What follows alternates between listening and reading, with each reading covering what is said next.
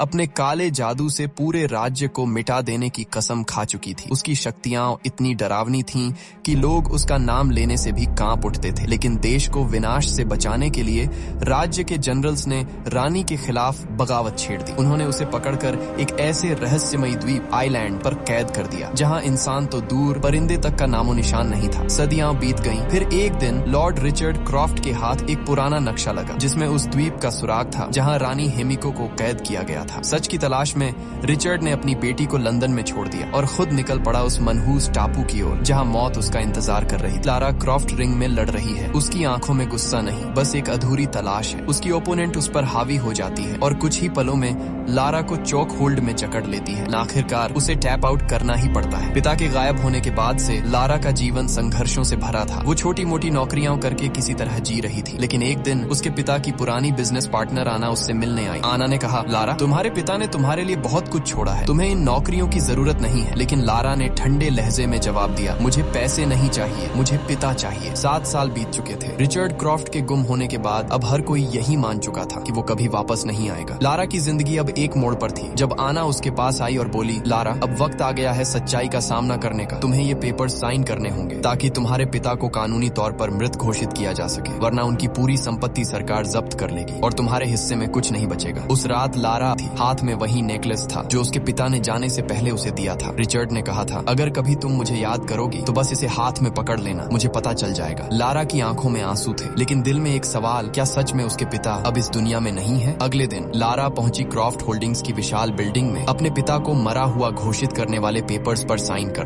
करने से पहले वकील ने उसे उसके पिता की आखिरी छोड़ी हुई चीज दी, एक रहस्यमयी पजल बॉक्स जिसका नाम था काराकुरी। लारा ने बॉक्स को ध्यान से घुमाया और कुछ ही पलों में उसने उसे सॉल्व कर लिया। अंदर से एक छुपा हुआ खत और एक छोटी सी चाबी निकली। खत में लिखा था, मेरी आखिरी जगह का पहला शब्द। लारा ने कुछ देर सोचा और फिर तुरंत समझ गई। वो दौड़ी अपने पिता की कब्र के पास। वहां जाकर उसने पत्थर पर उकेरे नाम रिचर्ड का पहला अक्षर आर दबाया और तभी नीचे से एक छुपा हुआ लॉक सामने आया। लारा ने वो चाबी डाली और जैसे ही घुमाई, कब्र के पीछे की दीवार खिसकने लगी। उसके सामने खुला एक गुप्त दरवाजा जो सीधे जाता था रिचर्ड के सीक्रेट ऑफिस में। अंदर धूल भरी फाइलें थीं, नक्शे और पुरानी रिकॉर्डिंग्स। लारा ने एक वीडियो कैमरा उठाया, उसमें रिचर्ड का चेहरा था। उसने कहा, लारा, अगर तुम ये देख रही हो तो इसका मतलब है कि मैं वापस नहीं आ पाया। तुम्हारी माँ की मौत के बाद मैं उसे दूसरी दुनिया में ढूंढने निकला था। इसी खोज में मैंने प्रोजेक्ट हेमिको शुरू किया, लेकिन ये ताकत गलत हाथों में गई तो पूरी दुनिया पर तबाही टूट पड़ेगी, इसीलिए इसे जला दो। लेकिन लारा के अंदर कुछ बदल गया था। उसने डिब्बे को खोला जिस पर लिखा था हेमिको। जलाने की बजाय उसने हर पन्ना पढ़ना शुरू किया। वहाँ उसे पता चला रानी हेमिको को यामताय नाम के एक रहस्यमयी द्वीप पर कैद किया गया था। वो द्वीप जहाँ जाना मौत को बुलाने जैसा था। लारा अब अपने पिता की आखिरी बातों को जोड़ते हुए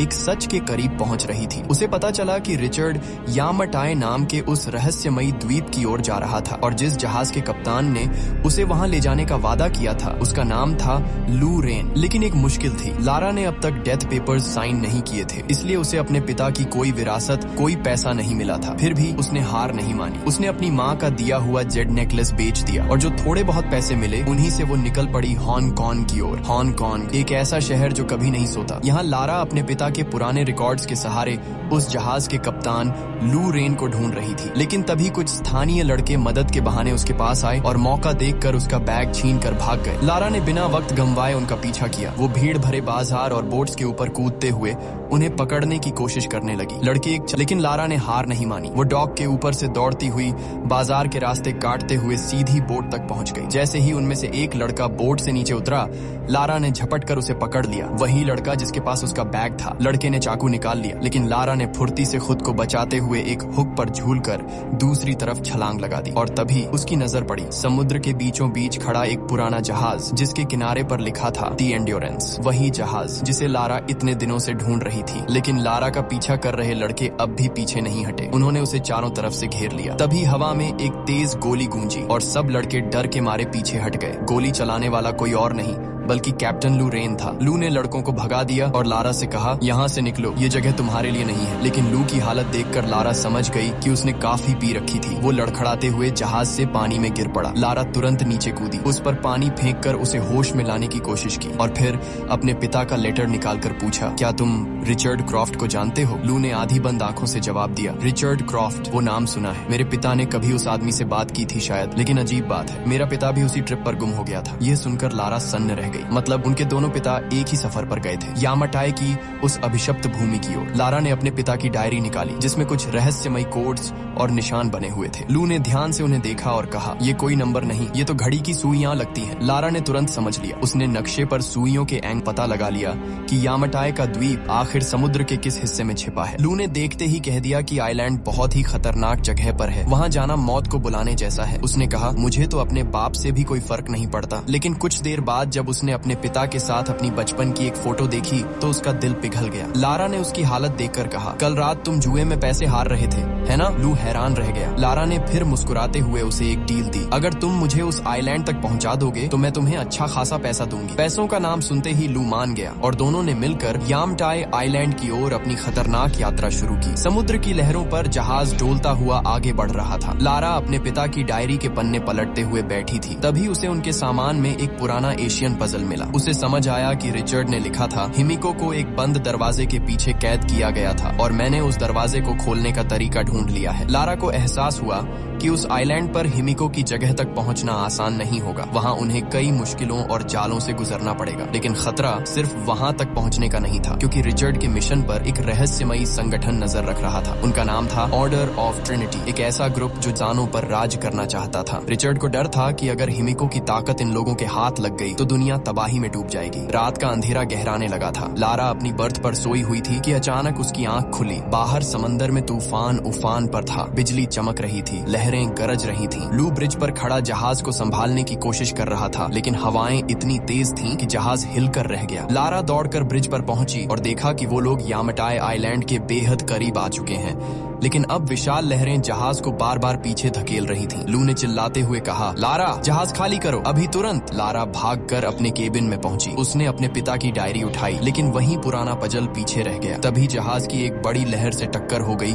और जहाज का पिछला हिस्सा चट्टान से जा टकराया। सब कुछ टूटने की आवाजों में बदल गया। लारा डेक से फिसलकर सीधा समंदर में गिर गई। तूफान ने लू और लारा दोनों को अलग अलग दिशाओं में बहा दिया। लारा किसी तरह किनारे तक पहुंच गई, थकी टूटी भीगी हुई। उसने इधर उधर देखा, चारों ओर अजीब सी चुप्पी थी। तभी उसे एहसास हुआ कि वो अकेली नहीं है। इस आइलैंड पर और भी लोग हैं। वो कुछ समझ पाती इससे पहले ही किसी ने पीछे से उसके सिर पर वार किया और सब कुछ अंधेरे में डूब गया। अगले दिन जब लारा की आंख खुली तो उसने खुद को एक अजनबी टेंट के अंदर पाया। उसके सामने बैठा था एक अजनबी आदमी, मैथियस वोगेल। वो शांत आवाज में बोला, डरो मत, मैं तुम्हें नुकसान नहीं पहुंचाना चाहता। तुम्हारी ही उम्र की एक बेटी है, मेरी भी। फिर उसने धीमी आवाज में कहा, मैं इस आइलैंड से तब तक नहीं जा सकता जब तक मेरा काम पूरा नहीं हो जाता। लारा ने अपना बैग चेक किया, वो खाली था। मैथियस ने ठंडी हंसी हंसते हुए कहा, जिस चीज की तुम्हें तलाश थी वो अब मेरे पास है, तुम्हारे बाप की डायरी। और अब मुझे वो सब मिल गया है जिसकी मुझे जरूरत थी। लारा ने कांपती आवाज में पूछा, मेरे पिता कहाँ हैं? मैथियस की आंखों में एक ठंडापन उतर आया। हमने उन्हें बात नहीं मानी तो हमें उन्हें मारना पड़ा। ये सुनते ही लारा जैसे पत्थर बन गई। आंखों से आंसू निकले पर वो चुप रही, क्योंकि उसके दिल में अब सिर्फ बदले की आग जल रही थी। बाहर जब उसे बांध कर ले जाया जा रहा था, उसने देखा कुछ लोग पहाड़ के नीचे डायनामाइट से विस्फोट कर रहे थे। चट्टानें टूट रही थीं और मजदूरों को जबरदस्ती काम करवाया जा रहा था। इन्हीं में से एक चेहरा लारा को पहचान में आया, लू रेन। वो भी कैद था और इन गुंडों के लिए काम करने पर मजबूर। थोड़ी देर बाद मैथियस ने आदेश दिया, सब लोग यहाँ से चलो, हमें अब अगले पॉइंट पर जाना है। रास्ते में लू ने लारा से धीरे से कहा, यहाँ काम करने वाले ज्यादातर लोग या तो मछुआरे हैं जिनके जहाज डूब गए, या फिर बेचारे वो लोग जो इन स्मगलर्स के जाल में फंस गए। लारा की आंखों में आंसू थे। मैथियस ने मेरे पिता को मार दिया। लू कुछ पल चुप रहा, फिर बोला, मुझे भी अभी पता चला, इन लोगों ने मेरे पिता को भी खत्म कर दिया। लारा ने धीरे से कहा, माफ करना लू, मैंने तुम्हें इस खतरनाक जगह पर लाकर सब कुछ खो दिया। लू ने उसकी तरफ देखा, अभी कुछ नहीं खोया लारा, अगर हम जिंदा हैं तो खेल अभी खत्म नहीं हुआ। नहीं हुआ।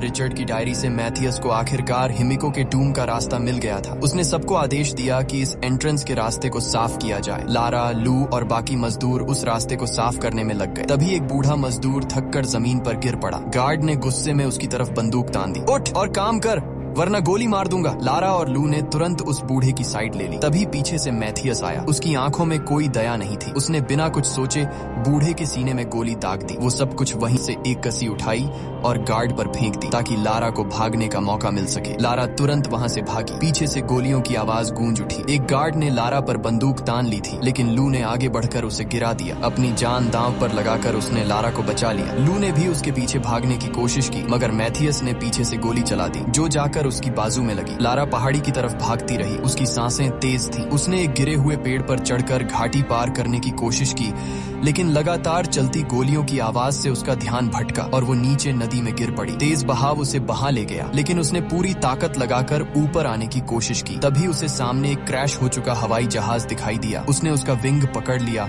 और किसी तरह ऊपर चढ़ गई, लेकिन पुराना जहाज उसका वजन झेल नहीं पाया। वो चरमराने लगा। लारा तेजी से जहाज के अगले हिस्से की ओर भागी। तभी पीछे का विंग टूटकर नीचे गिर गया। लारा ने छलांग लगाई और मुश्किल से जहाज के अंदरूनी हिस्से में पहुंची, लेकिन अब पूरा जहाज हिलने लगा था। दो पहाड़ियों के बीच अटका जहाज आखिरकार टूटने लगा। आखिरी मौके पर लारा को एक पुराना पैराशूट मिला। उसने कूदते ही उसे खोल लिया और जंगल के बीचों बीच जा गिरी। गिरने के दौरान एक नुकीली लकड़ी उसकी पेट में घुस गई। दर्द से चिल्लाती हुई लारा ने वो लकड़ी बाहर निकाली। खून बह रहा था, लेकिन उसने हार नहीं मानी। थकी हुई और घायल लारा पास की एक गुफा में जा छिपी। रात गहरी थी। बारिश की बूंदें गुफा के मुहाने पर गिर रही थी। तभी उसे बाहर कुछ आवाजें सुनाई दी। वह धीरे से बाहर निकली और अचानक मैथियस के आदमियों में से एक रॉकर उसे पकड़ लिया। लारा ने खुद को छुड़ाने के लिए उसकी बाजू पर जोर से काट लिया। वो दर्द से चिल्लाया, लेकिन फिर उसने लारा को उठाकर जोर से जमीन पर पटक दिया। उसने उसके गले पर हाथ रखकर दम घोंटने की कोशिश की। लारा ने पूरी ताकत जुटाई, एक पत्थर उठाया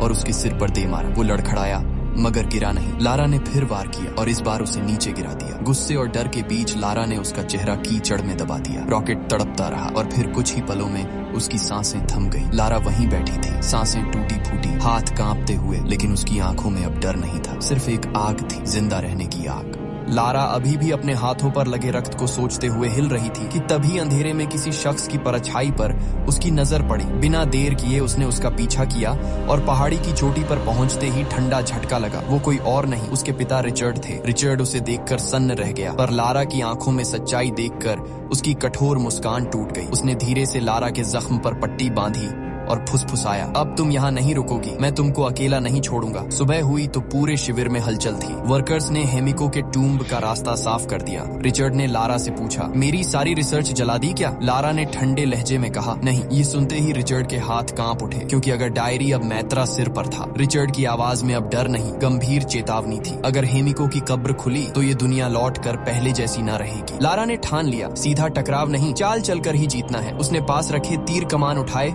और चुपके से मैथियस के कैंप की ओर बढ़ी। टेंट की छायाओं में घुसते ही दिल तेज धड़कने लगा। थोड़ी दूर बैठे लोग किसी काम में मशगूल थे। तभी उसका फोन, मैथियस का सैटेलाइट, अपनी जगह पर चमक उठा। लारा ने सांस रोकी और पलकें झापटी। जैसे ही मैथियस टेंट से बाहर निकला, वह झपट्टे से अंदर घुसी और फोन छीन लिया। हाथ कांप रहे थे, पर जीने की आग और तेज थी। बाहर निकलते ही उसने देखा, लू मैदान में लड़ते हुए खड़ा है। उसने वही गार्ड नीचे गिरा दिया जो वर्कर्स पर नजर रखता था। लू ने बिना देर किए सबको इकट्ठा किया। हथियार उठाओ, अब मौके का फायदा उठाना है। वर्कर्स उठ खड़े हुए। आशा की एक किरण सी लौ जली। लारा ने सैटेलाइट ऑन किया, मैसेज भेजने लगी, लेकिन तभी उसकी नजर पड़ी कि रिचर्ड टूम्ब की तरफ खिसक रहा है। मैथियस की निगाहें अचानक रिचर्ड पर टिक गईं। उसने झट से आदेश दिए और रिचर्ड को घेर लिया। लारा का दिल छलक पड़ा।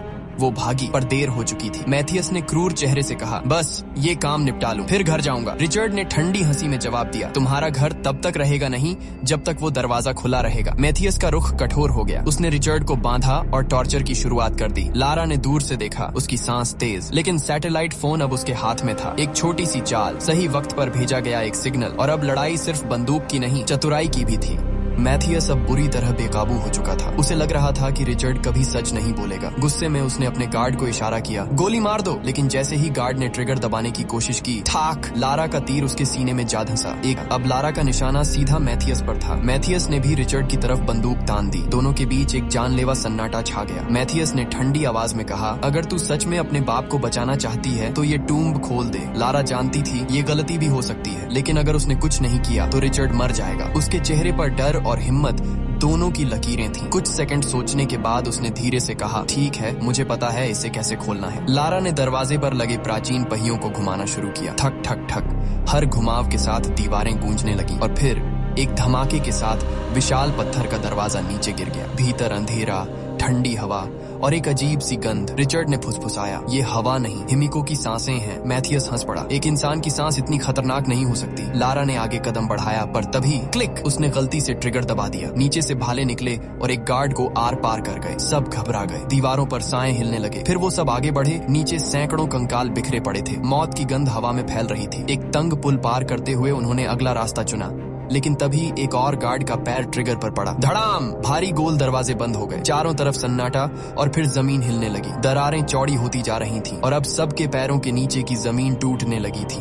लारा ने देखा, दूसरी तरफ एक गार्ड रुककर उल्टा झांक रहा था। उसकी आंखें अंधेरे में चमक रही थीं। वो दीवारों पर लगे व्हील्स को घुमाने लगा, जैसे किसी प्राचीन तंत्र का लीवर। लारा ने तुरंत चाबी की तरह वही व्हील्स पकड़ लिए और घुमानी शुरू कर दी। पर तभी जहां वह खड़ी थी, फर्श धड़ाम से टूट गया। हवा में झूलती हुई वह दरवाजे से लटकी रह गई। हाथ पसीने से फिसल रहे थे, मगर टूटने वाली जमीन पर उतरने का वक्त नहीं था। लारा ने अपनी आखिरी ताकत लगाकर पहियों को घुमाया। अचानक उसके दिमाग में वही पहेली गुजरी, येलो प्लस रेड हार्ट हरा। उसने रंगों को जोड़ते हुए व्हील को सही क्रम में घुमाया। एक हल्की सी हरियाली रोशनी फैलते ही लोहे का भारी दरवाजा धीरे धीरे खुल गया। दरवाजे के खुलदन की दुर्गंध और कहीं से उठती धीमी सी फुसफुसाहट खुल गई। सामने टूटे फूटे कब्रें थीं, हिमिको की दासियों की कब्रें। जी हाँ, समर्पण की परछाइयां अभी भी टिमटिमा रही थीं। लारा के होंठों पर रिचर्ड की डायरी की वो पंक्तियां तैर आईं। क्या यह श्राप वाकई सच था? वे कब्रों के बीच पहुंचे। रिचर्ड ने मैथियस को विराम देने की विनती की। इसे मत खोलो, ये जहर भरा है। पर मैथियस के चेहरे पर पागलपन था। उसने आदेश दिया और गार्ड्स ने ताबूत खोला। अंदर से टूटी